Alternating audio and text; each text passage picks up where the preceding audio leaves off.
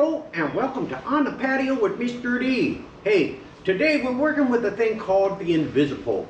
Now that's for exclusive use with a 360 camera. It could be Insta360, it could be the GoPro 360 Max, but any 360, it has to have a pole circumference less than the base of the camera itself. Now, I went through a few iterations. I picked up this 106-inch expandable pole. Now, but the big thing I was trying to figure out is what height I can take this to make it easy to work with, and also not too high for the kayak and stuff like that, and still get the 360 results I'm looking for. So I'm going to show you a few examples here, and hey, let's see how it goes. Now, closed down, this is the size it would be to put it in the craft, and then you just extend it up. So you could do it easily from the craft, and I've kind of determined where on the lift I'm going to get it, but you have to turn the camera on before you lift it up because you're not going to be able to reach it. Now here is about as high I think I'll ever use this pole, and that is up there. Now what I'm using is a small clip right there. Now that small clip holds this to where it can't dump out. And now your feet are up over these two legs, so you have the stability you want. And then being this is the Sport, it doesn't come with these clips from the zipper on the advanced frame.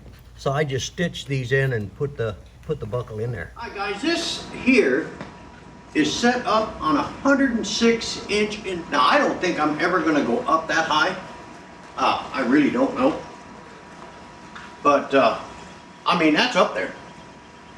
But I can see if the wind hits it, anything like that, it makes it really unstable. Now, this here you can't see, all you can see really is this leg of the tripod.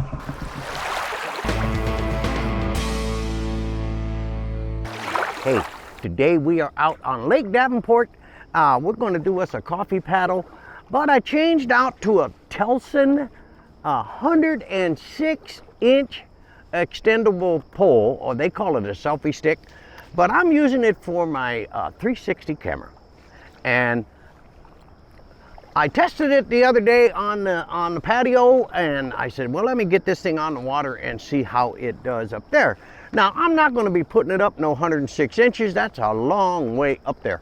But I did find it kind of like a happy spot to where I can get access to it now.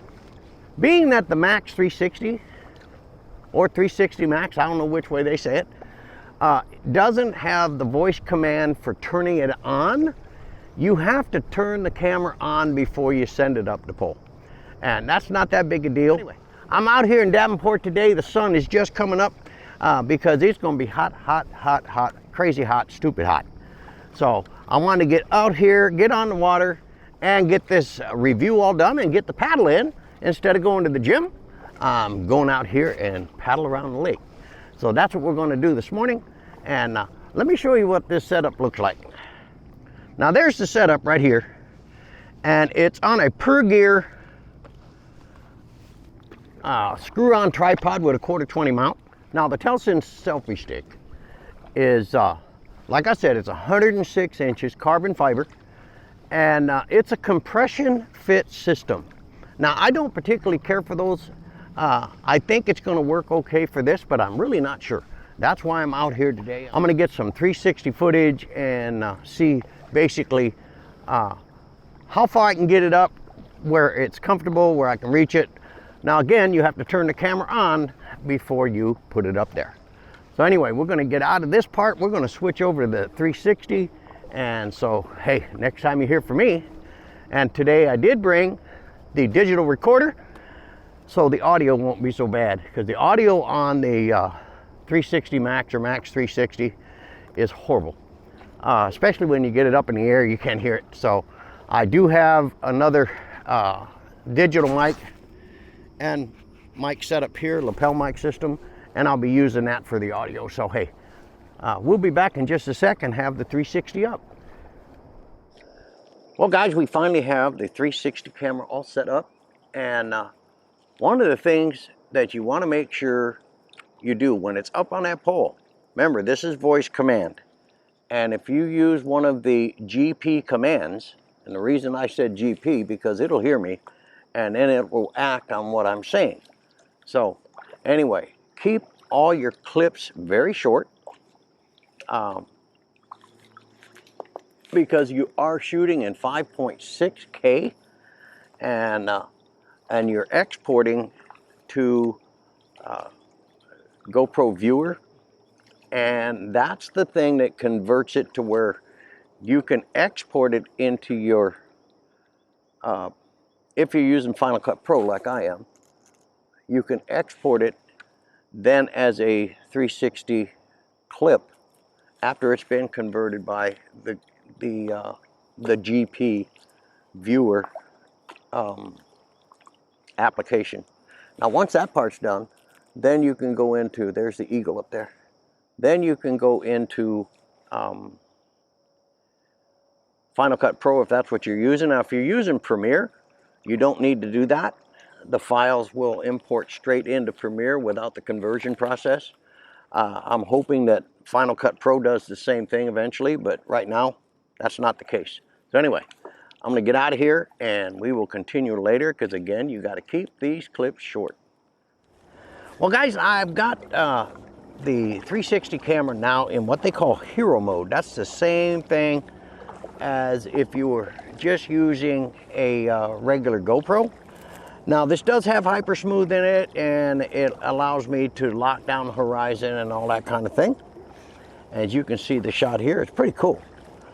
And I don't have the Telesin stick way up. I'm trying to figure out the best way to get those compression fittings to work. Now guys, I gotta tell you, I got that stick up there. Holy camole. I mean, I didn't take it all the way up because it just got too unstable up there. But I am kind of checking it out. It's probably right at about 6 feet, 72 inches maybe. I just think it's too high, and I really can't see that big a difference from where I had it and where it is now. There is something on, oh, it's one of them Goonie birds. Let's see if we can catch that in flight. I want to see what it can do in artistic shots. And we got one of them, I can't remember what they call them. I call them goofy birds. They have the same bone structure as man, and that's why, there he goes. That's why you'll see them a lot with their wings drying. They're actually drying to get the buoyancy back, because they dive underwater and all that kind of stuff like that. So anyway, in tune with keeping these clips short, we're going to stop this one and continue our paddle. All right guys, what I've done is I've got that thing all 106 inches up, and I just wanted to make sure that this is way too high for what I'm going to be doing on the boat. I know it's going to be moving, and if you got any winds at all, you could snap that thing, and it's only carbon fiber.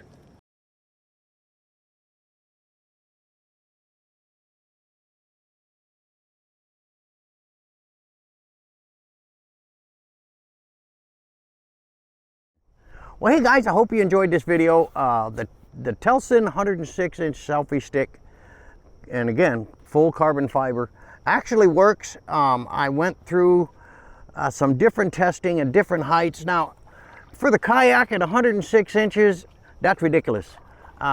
You get into any winds at all, that camera's or footage is not going to be usable. The Max 360 camera is a really nice camera. Don't get me wrong, there's nothing wrong with this camera. It's not even close to the DJI Pocket 2. I mean, without a doubt, it's not even close. However, it is a novelty camera. It is a 360-degree novelty camera, and it's great for B-roll and different unique sightings and shots and stuff like that. You can have a lot of fun with it, there's no doubt about it, but it is not a primary. But being that it has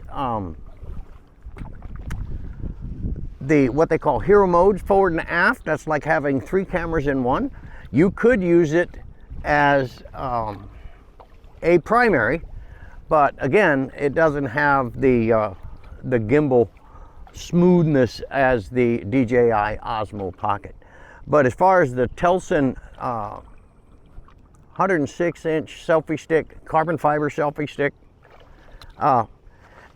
at first I didn't think it was going to work, but now that I've learned how to get the compression fittings and all that kind of stuff, now I paddled around with that thing at 106 inches with the camera up on top. I mean, it was moving like this a lot because it's so far up. And I think that's what it would do anyway, even if you were walking. It's going to bend because at the end of the selfie stick, I mean, they're about the size of my little finger, maybe less than that, the extensions. Now, when you get down to the bottom, they get thicker. And again, the problem is the compression system. But once you learn the compression system, it's really not that big a deal. I've taken this thing up and down like 5 or 6 times now today on water. And I thought that was going to be my biggest challenge. Now that it's just getting used to how it works. And other than that, it's not that big a deal. Anyway, guys, hey, I got a surprise for you next week.